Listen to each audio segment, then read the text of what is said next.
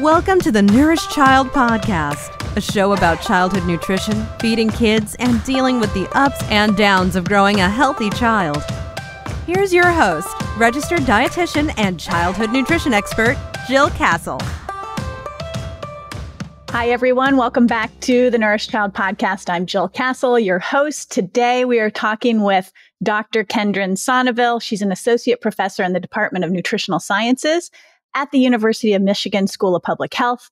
She's also a registered dietitian, behavioral scientist, and public health researcher whose research focuses on the prevention of eating disorders and weight stigma.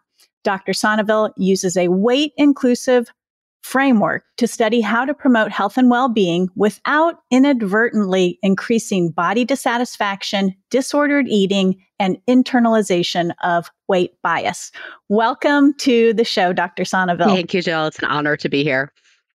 I'm so happy you're here today because this is a little bit of a continuation of a conversation I had recently with Dr. Rebecca Poole. And we talked about weight stigma, but we did not talk about it as it relates to eating disorders. And so I'm hoping that our conversation today will be exploring weight stigma as it relates to eating disorders and as it informs eating disorders. But I thought before we begin, I feel like my audience, which is mostly parents and some professionals, really loves to understand what draws researchers into the work that they do. So we'd love to hear your story. Yeah. So where my research career began was really in my time as a clinician at Boston Children's Hospital. So we have that kind of origin story in common.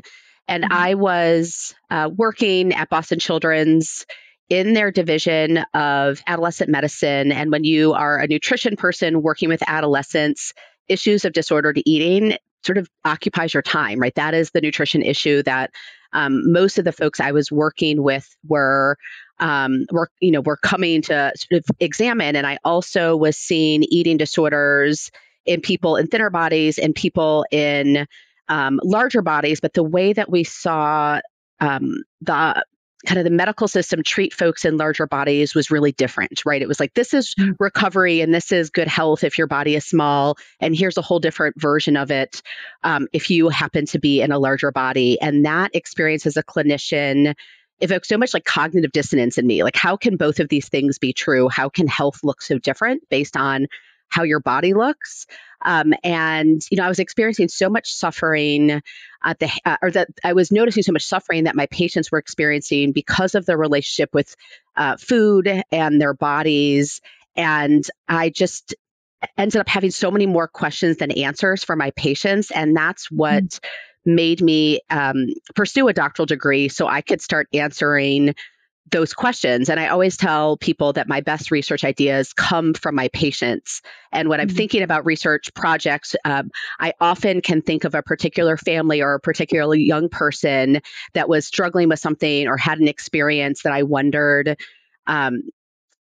what to make of this. Like, what does the research say? Is their experience supported by the research, or is this sort of a one-off experience? And sorry, I'm going to go on a quick tangent and then I'll be done answering your question. But, please, I worked with a physician at Boston Children's who had not really explored concepts related to weight bias at all and would often use body dissatisfaction as a motivator, right? She would sort of like buy into her patient's body image concerns. And she would say, if you think you want to eat this treat, you should like look at yourself in the mirror and decide, do you really want that thing? And I remember feeling horrified. Like, are you telling young people to hate their bodies and that's what's going to motivate them to have sort of good health? It just felt so wrong and counterintuitive. And I kind of held on to that clinical nugget that I sort of saw within kind of treatment settings.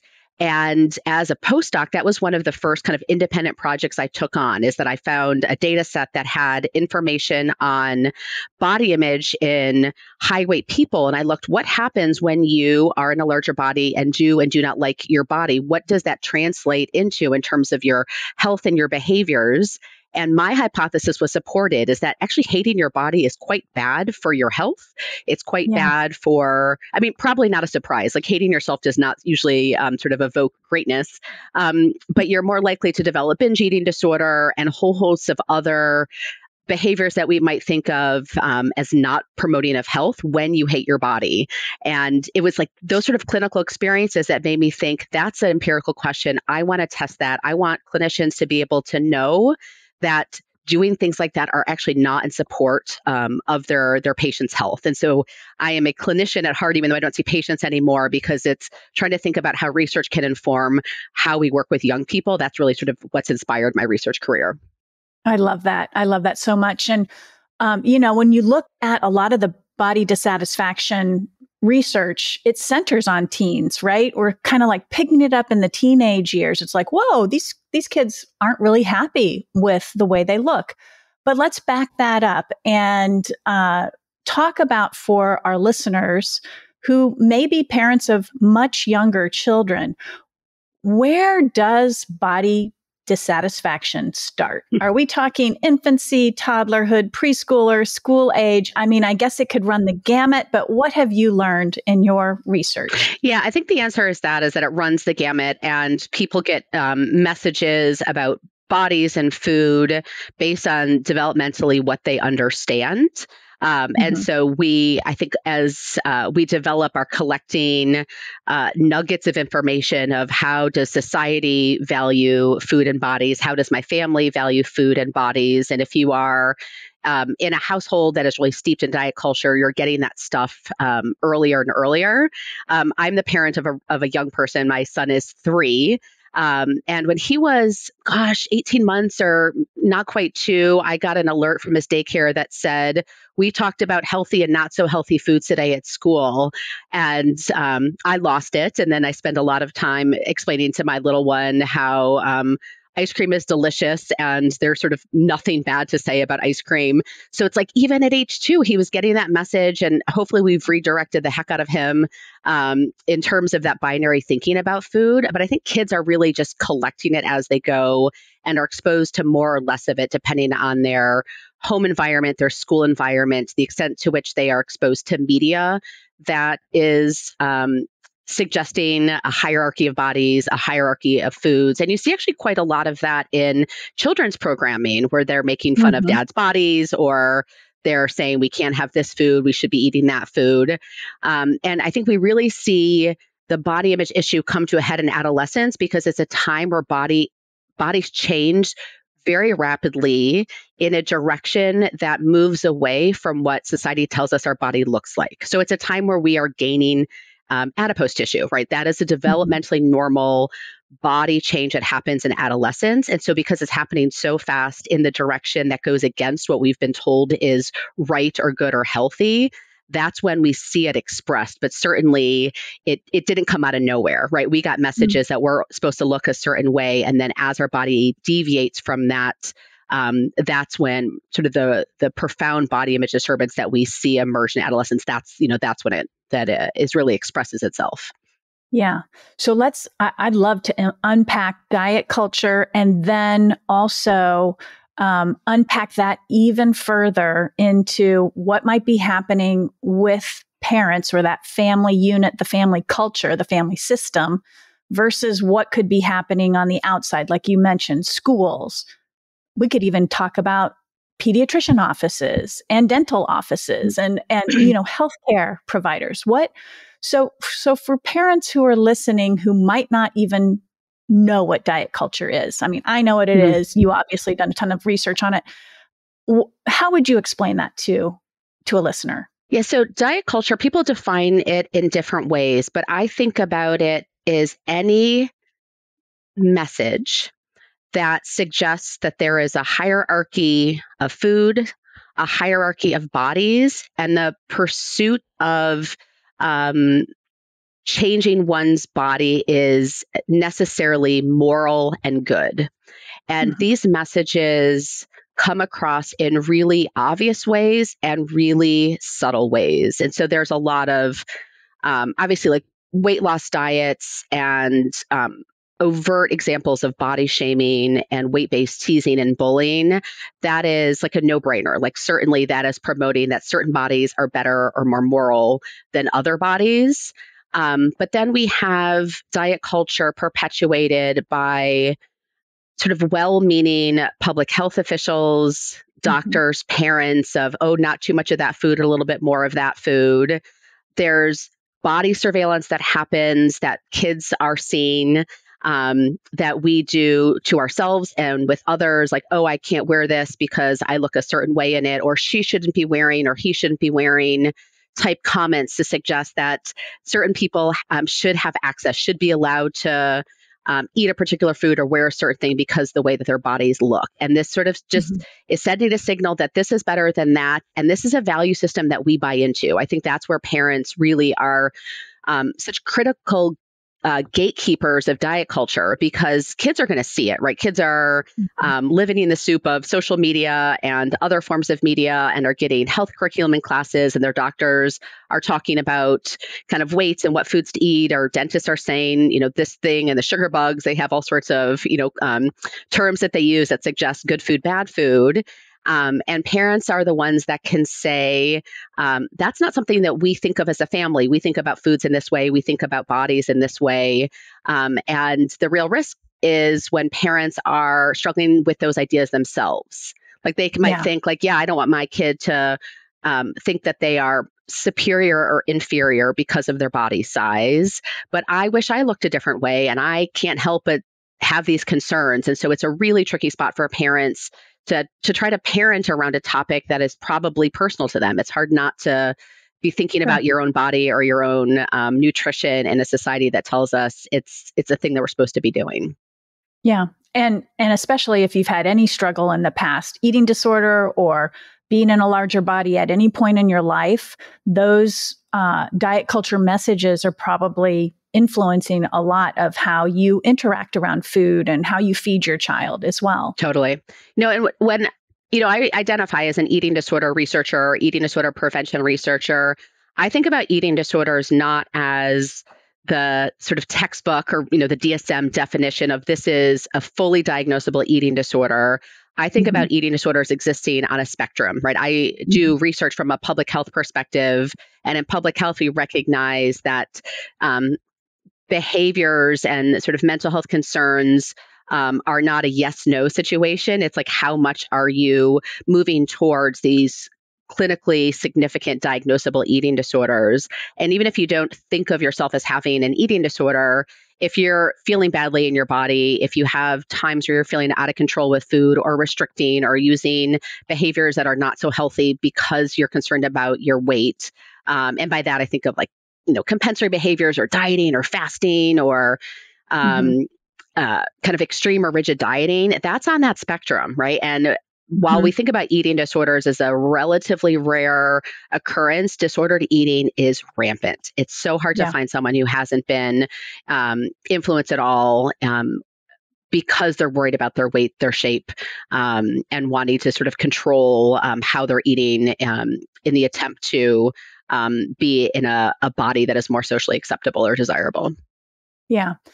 I guess some of my listeners might be thinking, well, where does a concern for health come into this scenario?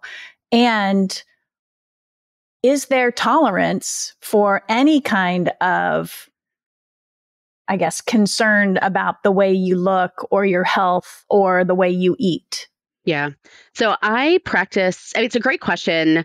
And it's something I think about a lot because this is all the time, because it's an active debate in the field of, yes, body positivity, but what about health? And that is where weight inclusivity for me is a critical lens to think through these issues. Weight inclusivity, the way that I define it is that we are separating out weight and health, because there are ways in which weight correlates with health, but in any correlation that you think about, there are exceptions and sort of other factors that are probably more related to that correlation than the actual weight itself. And I find it really useful to think about, if we really think about health, does weight need to be the intermediate pathway? And sorry, I'm talking about a researcher, but like, do we have to change weight to change that health outcome? I can't think of examples where changing weight is sort of a necessary intermediate pathway. And as a person who thinks about behavior change, weight's actually not a behavior, right? Weight is not a behavior. We could be thinking about what is the behavior that we want to change in someone without thinking, let's make sure we're changing the weight at the same time too. And there's like countless examples of this, but if you think about like cholesterol or blood pressure, right? Heavier people may be more likely to have high blood pressure or high cholesterol, but thin people often have high cholesterol, high blood pressure too. And this is kind of what I encountered when I was working as a clinician is why is the advice for the heavier person, let's change your weight. And the advice for the thinner person, let's think about behavioral indicators that may affect your blood pressure and your cholesterol in the long term. And those behavioral things often relates to physical activity and stress and certain elements of dietary quality. And why can't that be the advice for everyone? The heavier person can think about exercise, just like a thin person can think about exercise as a means to manage something that could turn into a lifelong health issue, like a high blood pressure. And in that way, the behavior is what's actionable. And by putting in weight into the conversation, what we're doing is offering different care to people in thinner and heavier bodies. And that is sort of, to me, an equity issue. And we're also putting front and center a characteristic that someone has that is highly stigmatized, and why we are saying, by the way, you have this characteristic that you're being judged like crazy about. People know that, right? People know if they're in a larger body that folks are judging them. Why make that the thing that we're focusing on, something that is a source of blame or shame or mistreatment? Like, let's get that out of the conversation and focus on what can people actually change? What is actually actionable? And that's how I think about this question of like, well, what about health? Well, exercise is related to health, and stress is related to health, and sleep is related to health. Let's focus on those, a place where people have control and people can have some mastery. Yes. Amen. This completely aligns with the book I'm writing, and it's really just the behaviors. It's a behavioral focused, approach to it. What I find, and you may find this too, I'm a clinician. I don't work with one-on-one clients anymore, but my entire career has been working with children and families. And this sort of intrinsic bias, let's just call it what it is. This, like, we're all raised with this. Some of us don't even are not even aware that we abide by and align with diet culture. We think consciously, no way do we align with that.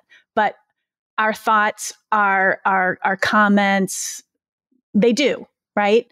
And so I guess I forget where I started with this question, but sort of going down that tunnel of the discrepancy and the disparity is there for many parents before they even become parents. And then that is sort of infused in the family culture. And the family culture has sort of a really big impact, is what I'm hearing from you, on younger children in terms of stacking up that sort of repetitive exposure to these little nuggets, these little perceptions, these little comments. And that is what starts to ramp up the body dissatisfaction. So let's talk about body dissatisfaction in children, and where we are with the research around that right now. And what are you seeing? Because I'm sure it's different from what it was 5 years, 10 years ago, especially post-pandemic.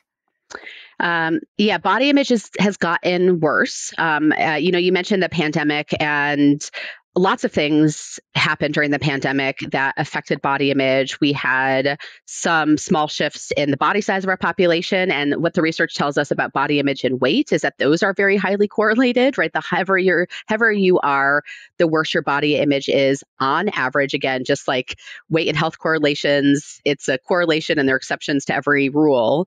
But we live in a society that prizes a lean, thin body. And the more that you deviate from that ideal, the worse your ensuing body satisfaction on average. And so as we have small shifts in the size of our population, people are feeling worse about their bodies. They're also seeing screens more like crazy during the pandemic. Our screen time went up. We're forced to look at ourselves as we were doing in this exact moment. Having to see your physical body all the time, not great for body image. So body image on average has gotten worse over time.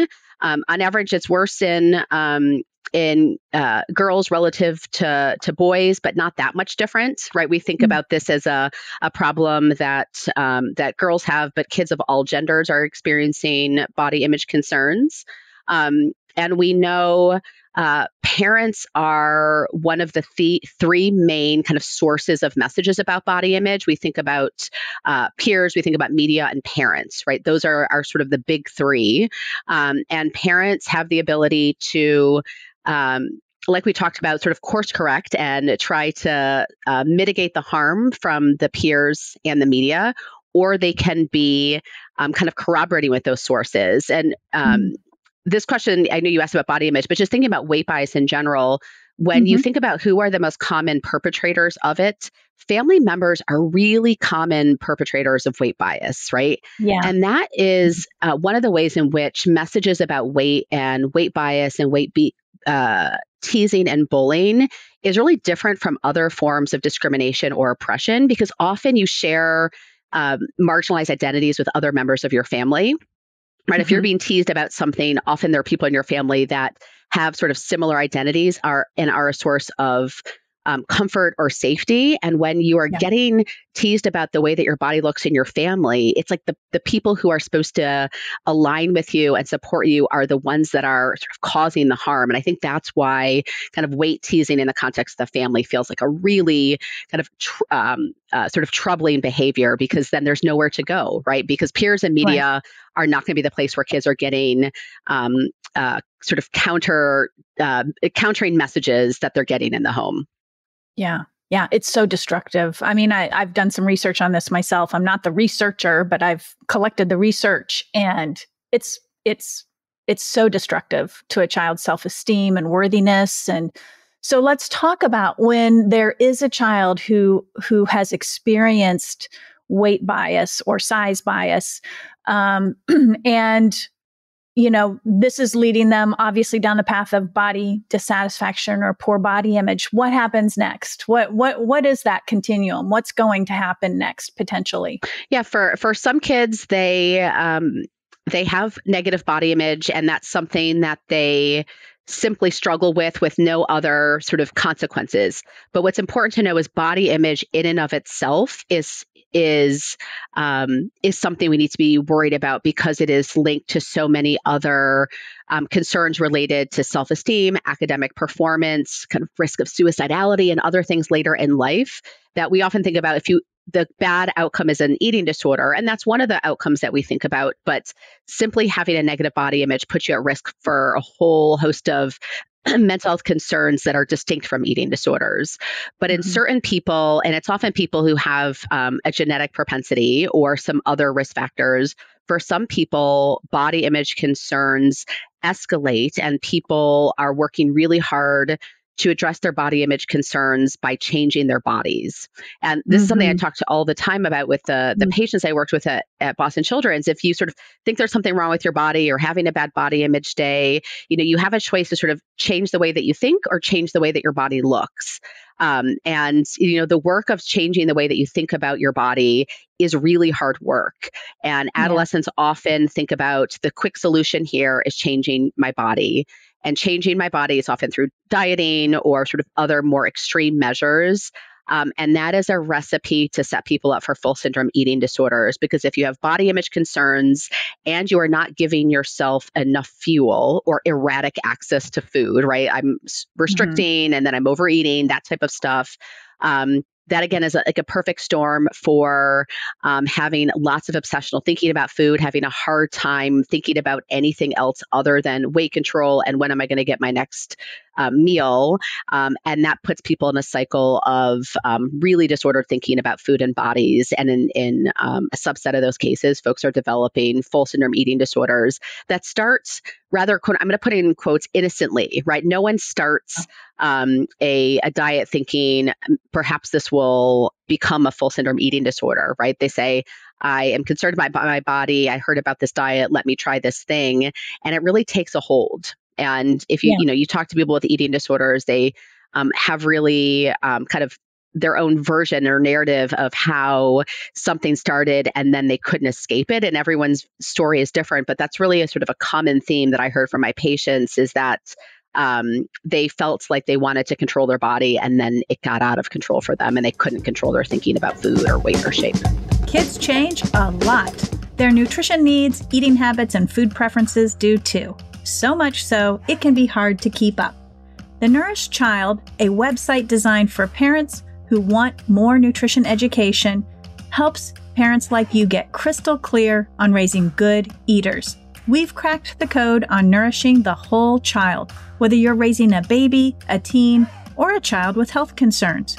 Our nutrition school and parent education programs help you get the inside scoop on food and nutrients, positive food parenting, and building self-motivated, autonomous kids who are good eaters.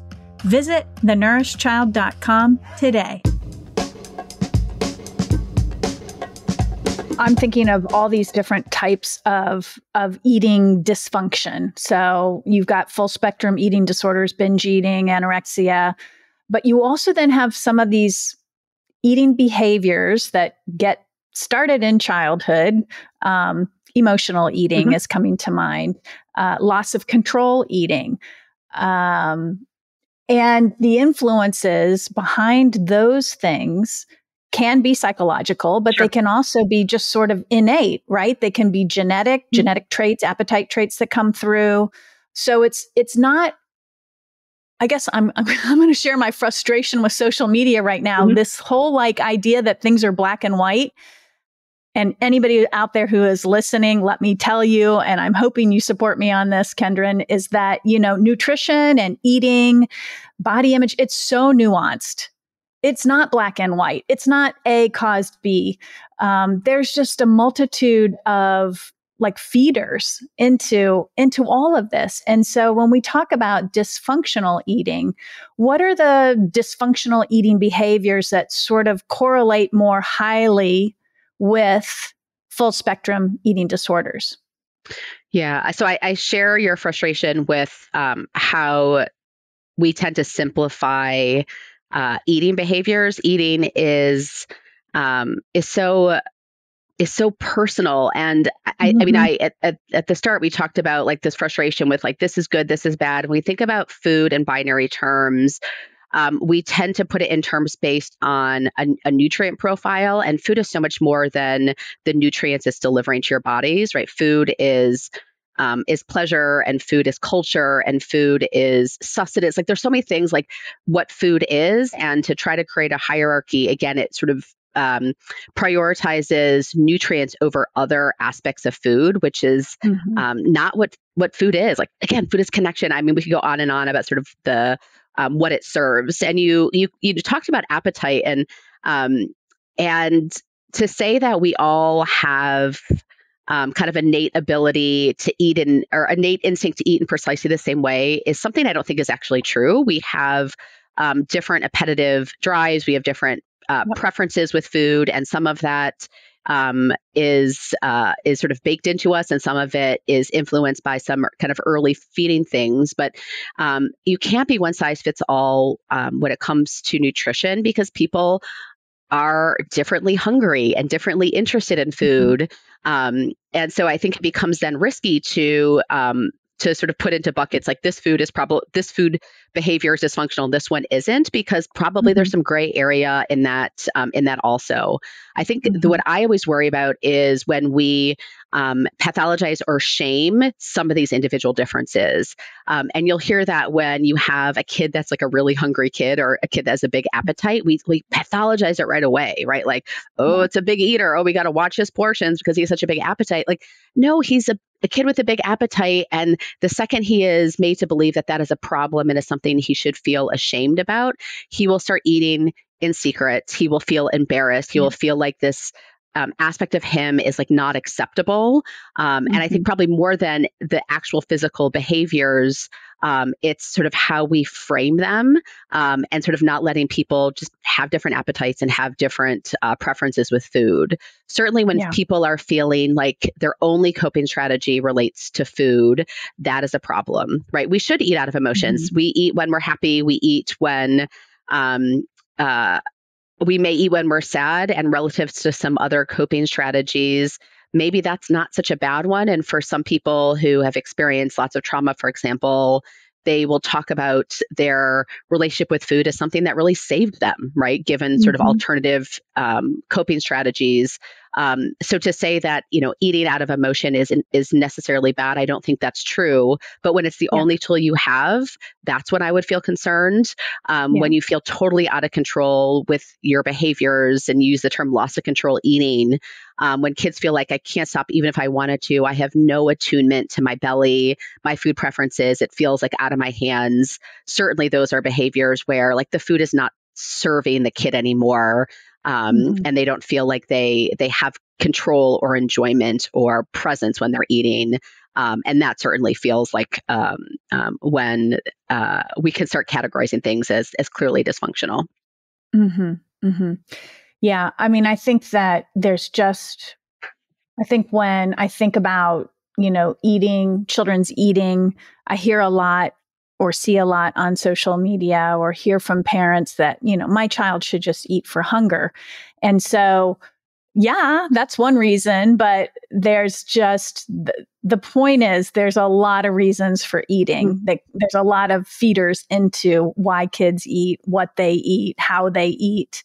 And you're right, it's not necessarily pathological, but it can be for some children. And,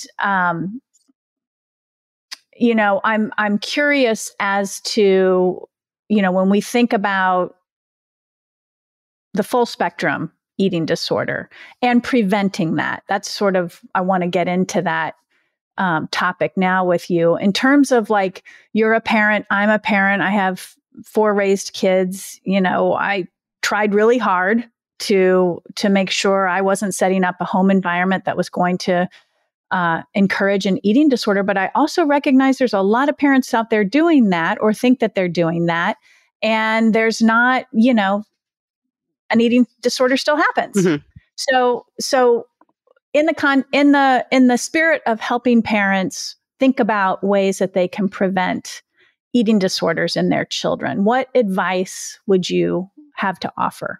Yeah, I mean, I guess I will start by saying that you can do all the quote unquote right things and kids get eating disorders. They are highly genetic.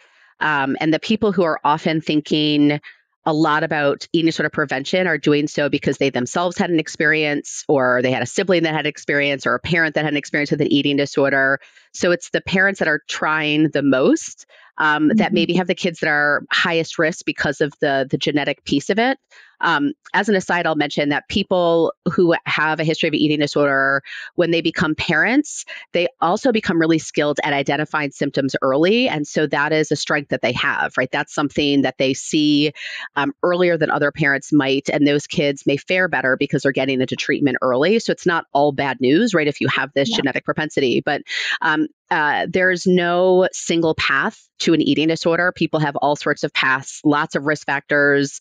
Or people may have lots of risk factors and never get an eating disorder. And there'd be folks that have none and sort of out of nowhere because of who knows what develop an eating disorder. So I think I just sort of put that out there to think that, it's just, there's no sort of destiny here. There's no perfect roadmap. In terms of what the sort of evidence suggests is setting people up the best is relates to messages in the home environment, structure in the home environment. So family meals we know to be really protective, the extent to which families are coming together at meal times, because you're modeling lots of things in meal times. You're modeling conversation, some engagement around food, but probably that's not the most important part. It's sort of the coming together. So I think family meals is critically important. Teaching kids to be in tune with their hunger, right? If a kid says they're hungry, to be sort of flexible and sort of recognizing this is when my kid needs food, and allowing kids to be in the driver's seat to some extent. And certainly having structure, right? Having structure is useful with meals because it allows kids to get hungry and full and to be able to understand how food fuels them and how food lasts in their body. So having structure is good, but also being sort of recognizing that kids are individuals. And if they are sort of always feeling hungry at sort of 10 o'clock in the morning, sort of listen to that. I think the other thing that parents can do relates to specifically how they talk about their own bodies and other people's bodies. And there's different ways that parents can talk about bodies. They can criticize a stranger, they can criticize themselves, they can criticize the kid. And all three of those I'm not recommending, but certainly some are worse than others. The worst possible kind is when you're talking about the kid's body and being critical of the kid's body. So trying to think about what are the comments I'm making about food and bodies, and can I remove that entirely or particularly remove anything that's sort of critical directed at the child. Yeah, good advice. Yeah, I think also thinking about media exposure, and it's really hard to minimize media exposure, and I think it's going to become increasingly difficult. But just to try to really build media literacy skills in developmentally appropriate ways. So if you're hearing something that you feel like is not quite right or is maybe supportive of this like black or white thinking when it comes to food or bodies, to challenge it in real time. Like, why is Peppa Pig sassing her dad about his belly? I'm like so tired of hearing Peppa Pig do that. To sort of question it in the moment, so that your kid is recognizing like this message doesn't align with what we say in our family, and like how do I make sense of that? Yeah. Let's take the researcher hat off for a second and put on the mom hat. Raising a toddler. What do you find are some of the things that are jumping out to you as a parent that you're finding challenging? That's such a great question. So in my house, we have unconditional permission to eat. We are a household that has lots of treats, and people come into my house and they're like, how do you have this in your house and not eat it? And I say, it's because I have it in my house. I can have it whenever I want. And I have removed the power of food by keeping it available. And I think that works really well for me as a sort of a fully adult brain, and recognizing that my little one thinks about Whoppers a lot more than he probably needs to, because we always have Whoppers in our. I actually personally hate Whoppers, but my kid and my husband love them. So sort of recognizing that unconditional permission to eat is my sort of personal philosophy. But there should be structure, as I mentioned. Sort of kids really benefit from structures and getting their bellies hungry and full. And so how to kind of merge the philosophy of food is never off limits, but also we have times where we're eating and snacking and times where we're giving our belly a break. So I think that's something that I am learning as I go. It's really humbling to have, I'm a mom later in life. So to have a career in eating and nutrition and body image, and to sort of feel like, quote unquote, an expert, and then become a parent and realize that you are never an expert in anything when you have a 3-year-old involved. The other thing that I think is really tricky is thinking about how I'm modeling my interactions with others, right? And so there are times where I'm with someone where I hear them talking about a diet or saying something really disparaging about their body. It is a thing that does not happen in my house, that I will never engage in front of my kid. But if I hear another family member saying something about, oh, I don't eat that food, or I'm on this particular diet, or I've lost this amount of weight, what do I do with my kid, right? How am I sort of talking with that person? How am I sort of shielding my kid? And obviously he's going to be exposed to messages like this like crazy throughout his life. But he's 3, and I don't think he needs to know what a keto diet is at age 3, if that makes sense, right? And so sort of recognizing like who I am professionally, what I believe in personally, my relationships with people in my lives that I don't want to make tense because I have a different eating philosophy and a different sort of sense about how I want to talk about food and weight, and sort of having that sort of swirl around my role as a parent and a model of behavior. I think that's been, that's a challenge for parents because we are living in a place where you're going to hear messages about food and bodies all the time. And there's times where you ignore it and put some earmuffs on your kid. And there are times where you say, I'm not going to compliment you for weight loss. Like, it is simply not a thing that I will ever do. And you might be fishing for it, but it's not coming out of my mouth. And I'm sorry, that's what you want from me. It's like not a thing I can give you. Yeah. Ooh, that's so powerful. Those who are listening, I hope you back up this recording and write that down. That's a good one.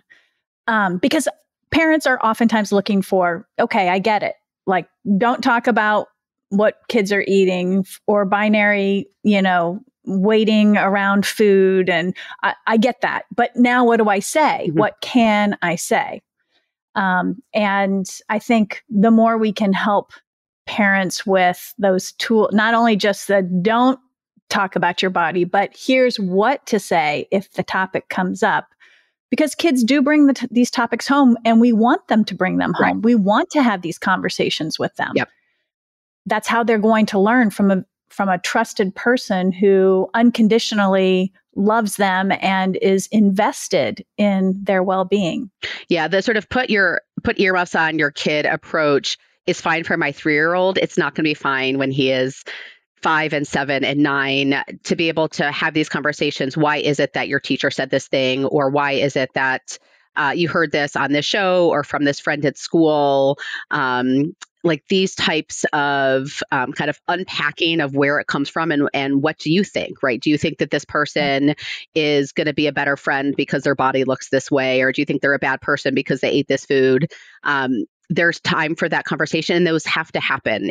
Like, this is not going to be simply like never breathe a word about food or bodies in your house. Like that's just not real life, right? We are preparing kids to have these conversations, to sort of develop their thinking about it. And that requires critical discussion. And I think that's an area, again, going back as a researcher, that I don't think we have enough guidance out there, right? There's a lot of just like, don't comment on your kid's weight. Yeah. And they're thinking about it. People are telling them about it. Like, we can't just like zip up and say, maybe they'll like leave our house at age 18 and never once think about their bodies. Like, that's just not the reality.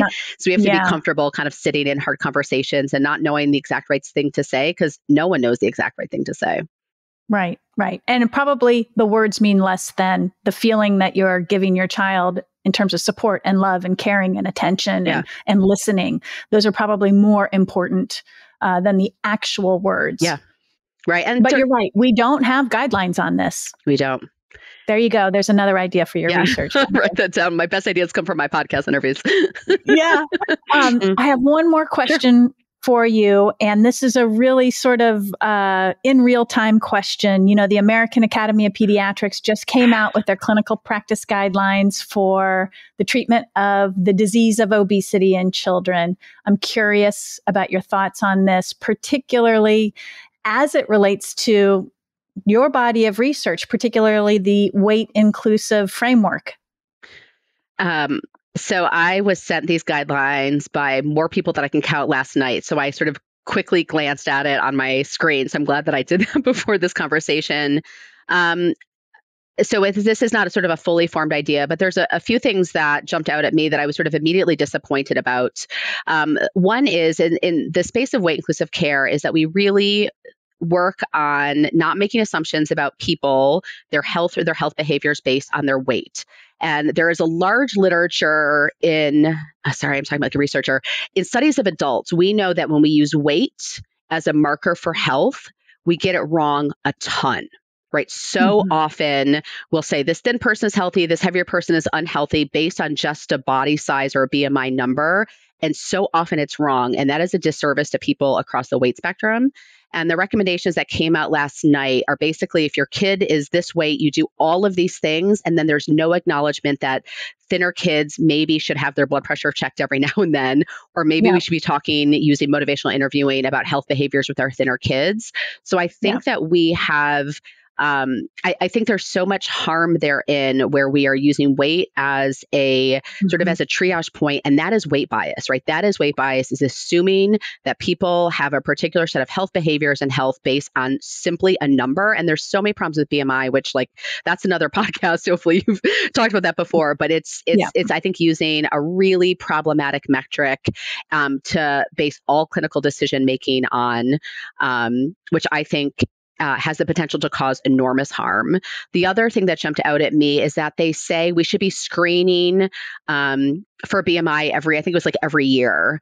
And an issue I have with recommendations for BMI screening is that they provide no guidance to clinicians of how to communicate that information to kids and parents. So I don't actually disagree. I think we should be measuring height and weight on kids every year, because when kids are falling off their trajectory, that is a sign of things, right? Like if someone is not kind of tracking along their curve, we might wonder, is there something going on with their physical health, with their mental health? And so having a growth trajectory, like we're dietitians, right? Like having a growth trajectory is actually pretty useful. So I don't disagree with useful, right? Of tracking it, but they say, let's track it. And then they say nothing about the fact that the words that we assign to people in larger bodies are stigmatizing, are blaming. Yeah. So what do we do with that? Are we telling kids? Are we telling parents? Are we putting out active visit summaries? Is it going in the medical record that people can now access? They just don't mention what to do with it. They say screen, and then they provide no guidance for how you actually take that information and tell it or communicate it to or to parents or not. And that just feels like such a critical gap, because words that are assigned to high weight are so powerful, are so stigmatizing. And just to ignore that piece of the clinical process feels really lazy to me, to say that we know that these words are hard and we're going to tell you to track it, but then figure it out what to do with it. I think that's a really big gap in those guidelines. Yeah. I wish, in my little brain and my little world, I also recognize there's great value in having a personalized growth chart. Like, let's not talk BMI, like a personalized weight and height chart. That's very valuable because it's a history.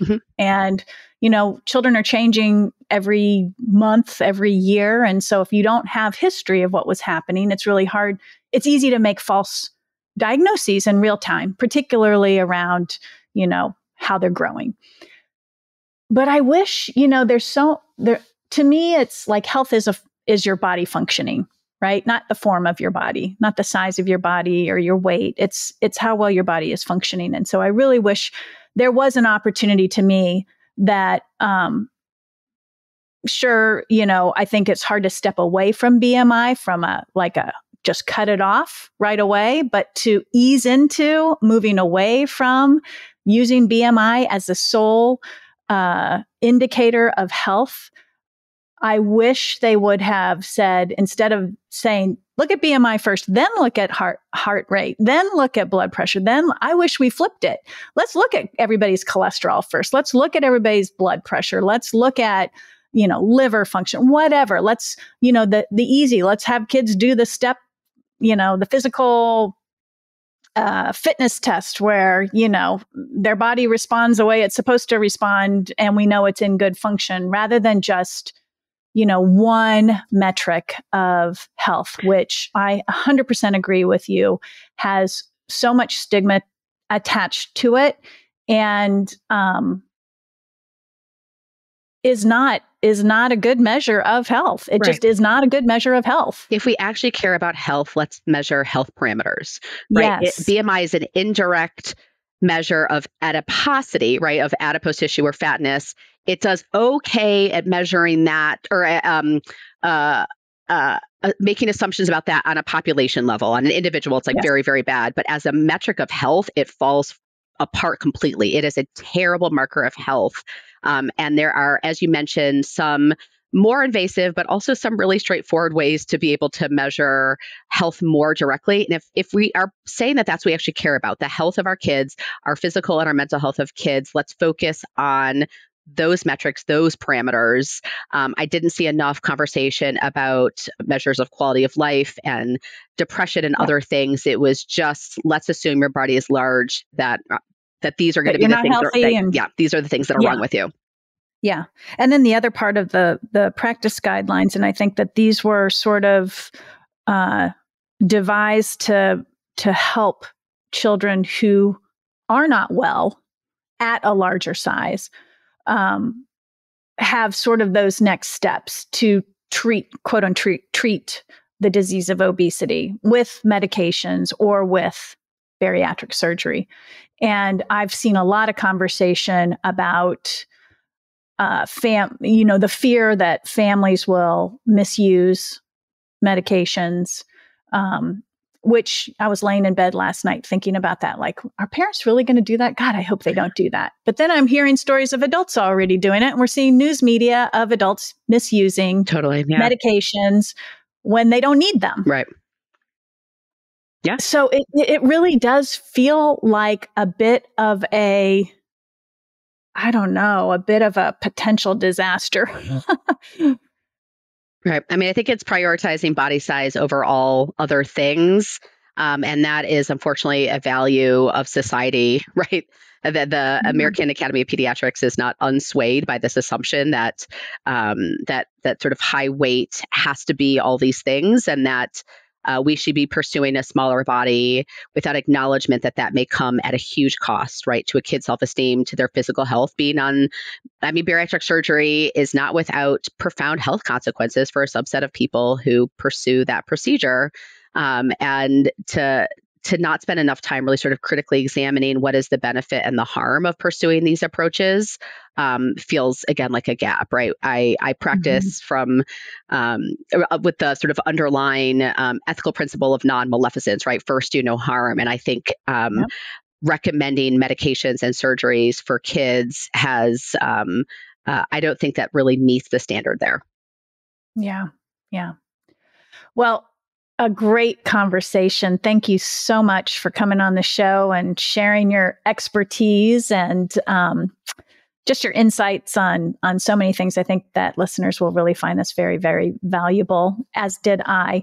Where can people find you or get a hold of you should they have more questions or just want to interact with you on social media? Or hunt me down. I'm on lots of social media, but most of them is just pictures of my kid and my rescue pup, which are both very cute. But for professional things, you can find me on Twitter. I'm at Kendrin Ray. And I have a lab website, which I think you will link, that talks about some of the work that I'm doing and the work of my students. I am a professor at the University of Michigan, and I teach there. I have a class on weight bias, a class on nutrition counseling, and a class on nutrition or on eating disorders prevention. So if you're in the market for a master's degree, you can find me there. But yeah, we're doing a lot of fun work, and we have lots of students who are really kind of inspiring me and coming up with really exciting research questions. And, as a professor, I often think of myself as someone at the head of a pyramid scheme, right? Like I've got some good research, but like, my gosh, the students I work with are changing the world. So you can check out what's happening in my lab at that website. I will. And I'll include all those links for anybody that wants to go investigate. Thanks again so much. I appreciate it. I love this conversation.